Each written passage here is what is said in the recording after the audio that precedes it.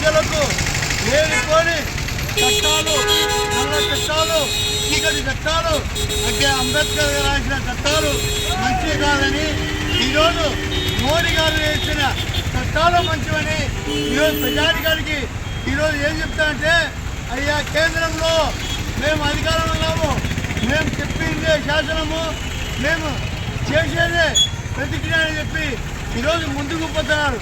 అయ్యా రోజులు దగ్గర పడ్డాయి, మీరు ఈ గడువులు పెట్టి వారిని వేధిస్తున్నారు. ఏ విధంగా మేము ఉద్యమం చేశామో రేపు రాబోయే రోజుల్లో కూడా అదేవిధంగా అన్ని కలిసి వచ్చే సెక్యులర్ పార్టీలను కలుపుకొని ఉద్యమానికి సిద్ధమవుతాము.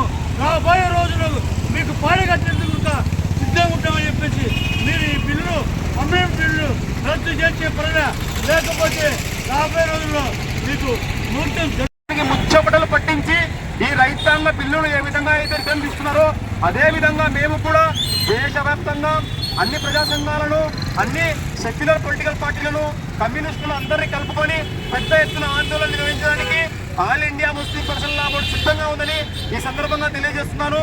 దాంతోపాటు మరీ ముఖ్యంగా మన హిందూ సోదరులు కూడా ఆలోచించాలి.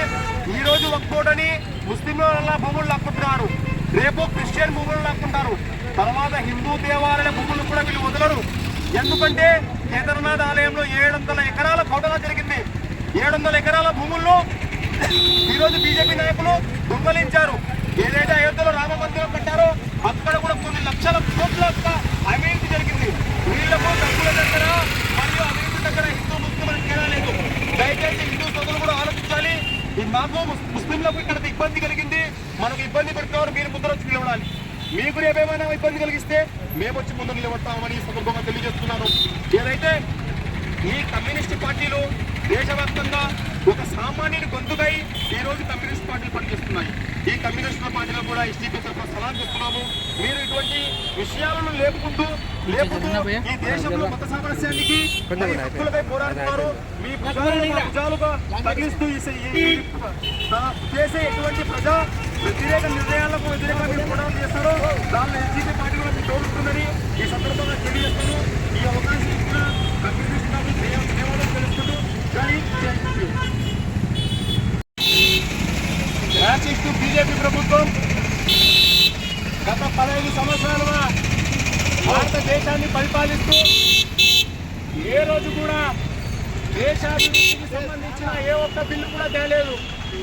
మనం చూసినట్టయితే ముస్లిం మహిళలకు మేము న్యాయం చేస్తున్నామని త్రిపుల్ తలాక్ బిల్లు తెచ్చినారు. 100 కేసులు కూడా త్రిపుల్ తలాక్కి సంబంధించిన కేసులు బుక్ కాలేదు దేశవ్యాప్తంగా. మీరు ముస్లిం మహిళలకు న్యాయం చేశారయ్యా. దాని తర్వాత బాబ్రీ మసీద్ సమస్య, దాని తర్వాత మన దేశానికి వెన్నెముక అయిన రైతుల పట్ల మీరు ఏ విధంగా ప్రవర్తించినారో యావత్ భారతదేశం చూసింది సంవత్సరం పాటు ఈరోజు మేము తెలియజేస్తున్నాము.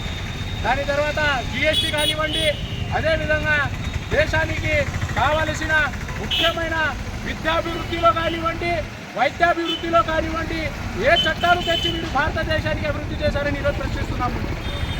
మీరు దేశ పటంలో మరియు ప్రపంచ పటంలో అగ్రస్థానంలో మన భారతదేశాన్ని నిలబెట్టాల్సింది పోయి ఎన్న స్థానంలో మన భారతదేశం దిగజారిపోయిందో ఈరోజు తెలుసు. మన్మోహన్ సింగ్ గారు ప్రధానమంత్రిగా ఉన్నప్పుడు మన భారతదేశం ఏ విధంగా అభివృద్ధి చెందిందో, జీడిపి రేట్ ఏ విధంగా అభివృద్ధి చెందిందో, ఇప్పుడు మీరు ప్రధాని అయిన తర్వాత ఏ అభివృద్ధి చెందిందో భారతదేశ ప్రజలందరూ గమనిస్తున్నారు. లోక్ సవరణ బిల్లు ద్వారా మీరు ముస్లిం మైనారిటీ ప్రజలకు మేము న్యాయం చేస్తున్నాము, వారి ఆస్తులకు రక్షణ కల్పిస్తున్నాము అని చెప్తున్నారు. మీరు ఏ రోజు ముస్లిం మైనారిటీలపై ఏ రోజు మీరు మాట్లాడినారు, ఏ రోజు వారి రక్షణ గురించి ఆలోచించినారని మేము ఈరోజు నిలదీస్తున్నాము. ఈరోజు బీజేపీ ప్రభుత్వం ఏర్పాటు చేసిందంటే ఇద్దరి భుజస్తంభాలపై ఏర్పాటు చేసింది. బీహార్ ముఖ్యమంత్రి నితీష్ కుమార్, ఆంధ్రప్రదేశ్ ముఖ్యమంత్రి నారా చంద్రబాబు నాయుడు గారు. మీరు ప్రభుత్వానికి మద్దతు ఇచ్చినారు, ఆ ప్రభుత్వం ఏర్పాటు చేయడంలో మద్దతు ఇచ్చినారు రేప అని ప్రజలు ఊరుకున్నారు.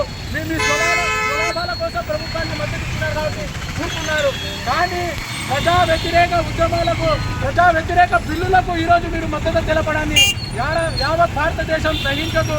కావున మీరు ఓటు వేయించడం కోసము ఆంధ్రప్రదేశ్ మొత్తము మత పెద్దలు కానివ్వండి, ముస్లిం మైనార్టీ నాయకులు కానివ్వండి, చంద్రబాబు నాయుడు గారు సెక్యులర్ నాయకులు మీ ముస్లింల పక్ష